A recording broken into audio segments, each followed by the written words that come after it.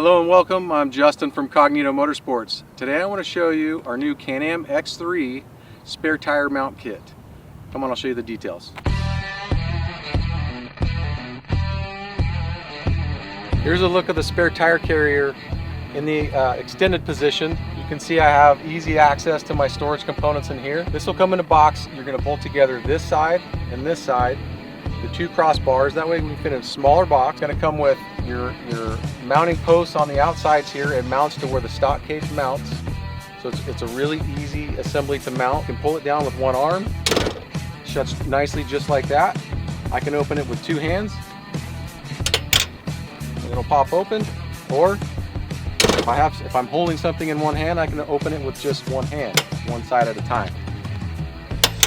Like that. I've got plenty of room for storage underneath. Cognito also sells a storage basket kit that you can see here as well, but you don't have to use that along in conjunction with the spare tire carrier. This is a standalone spare tire carrier kit for your Can-Am X3, 2-seat or 4-seat.